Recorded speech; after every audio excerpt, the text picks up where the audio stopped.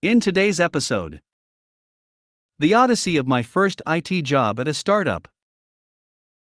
Another take on bosses. User seen something on YouTube. Before we get started, make sure to subscribe so you will never miss a video.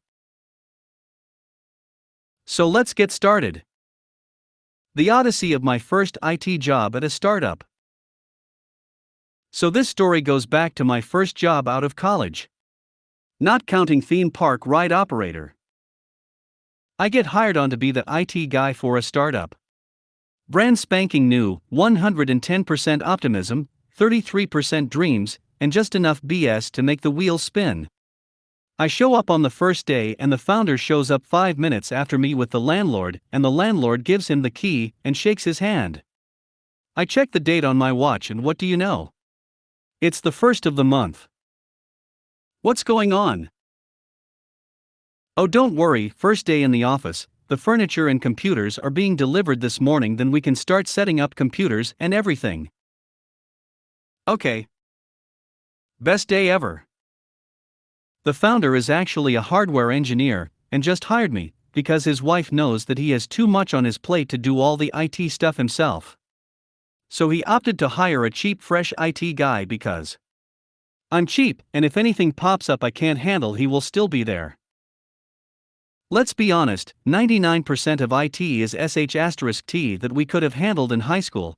It's that 1% that takes someone who knows what they are doing. A couple years roll past and the founder's MacGuffin 9000 is working. We score a government contract and use the MacGuffins they made to collect data, not being more specific than that. So they had these scientist guys out in the field collecting data on their first ever contract. First day out they go back to their hotel to upload the data and go to bed. 7 a.m. rolls around and they are at 7% transferred. At this rate it will take over a week to upload every day's worth of data. The founder/owner calls a meeting and drags everyone in. He has the best possible internet that can possibly be purchased. He's panicking. Because no one ever thought to figure out how the data they actually collected can be moved. To put into perspective how much data needed moved on a daily basis, it's more data than my computer I owned at the time could store. Compared to the home PC I have today, it's a very sizable chunk of the hard drive. And the servers they had were extremely hard drive heavy. That's coming from an IT guy that they had large amounts of storage. I'm at a total loss. I was completely in over my head, and no ideas whatsoever on how to solve this problem. We are all at a loss, and the receptionist, who is fresh out of high school and obviously hired for her extensive communication assets, holds up her hand while the rest of us are standing around like idiots. Can we overnight hard drives with UPS or something? I give that girl credit where credit is due. To this day I have yet to come up with a better solution given the limitations of internet upload speeds.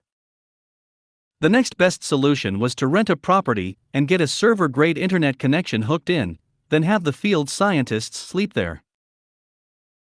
Ultimately, FedEx was chosen as the least terrible option. So that's the solution. We directed the field scientist guys to sit around for a day to get new hard drives shipped in so they can copy the data and send out another copy by FedEx to the office. And we discovered that the fastest way to transfer large amounts of data from an Oklahoma Holiday Inn was to ship a box of hard drives across the country. Thus started the most surreal data movement odyssey ever. And the solution was to have enough back work to keep the office guys busy going over the data in case of bad weather or shipping issues caused problems. We switched to 3-day shipping to save money and kept a 1-week backlog of unprocessed data to create a buffer so the processing team at the office wouldn't be stuck with nothing to do if the mail came late or got lost or the field team got rained out. It even smoothed out one of the problems that didn't have a solution, which was what does the office staff do the day after a bad weather day in the field? We ended up with amount of drives floating around the country. About 95% made it through the mail with the data intact. But that was planned for. Our founder succeeded in his dream of selling his startup to a competitor for a huge pile of money, and he lived happily ever after with a retired model and a Ferrari. I myself got a letter of recommendation and went on unemployment before moving back in with my parents, thus my plan to escape Florida ended in total failure. I hate the 2008 economic crisis. And no, I didn't get any stock options, just a couple of shirts for a now defunct company. When he started discussing pay, I emphatically agreed to whatever you think is fair, sir. Could I have gotten 2% of a metric ton of money? I doubt it. He was smart enough to hire green employees when possible. Another take on bosses. I've been inspired by Mr. Cartographer's series of posts about bosses to add one of mine. Long ago, I was working as a field engineer for a computer company. As the company grew, a new guy was hired as the supervisor for my group as we were adding new technicians in multiple locations on a regular basis. We'll call him Fred. Fred was an interesting mix of good and bad traits. On the good side, he had a strong desire to develop and coach members of his team. On the bad side, he was a workaholic and expected folks to work as many hours as he was willing to. What kept this from getting out of hand was the fact that all of us on his team were paid overtime, which got him in trouble with his boss if things went too far. Also, his wife forced him to take vacations regularly, even though he constantly told us all stories of his father, who had only missed one day of work in his 30-year career.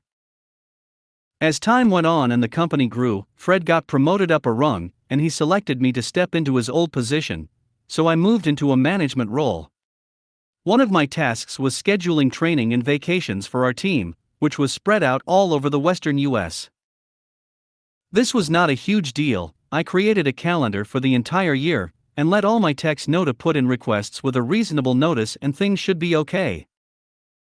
One day one of my techs, Chuck, comes into my office with a vacation request.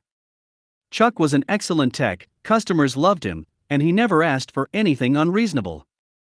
I checked my calendar, initialed the request, and asked him to show it to Fred just to be sure.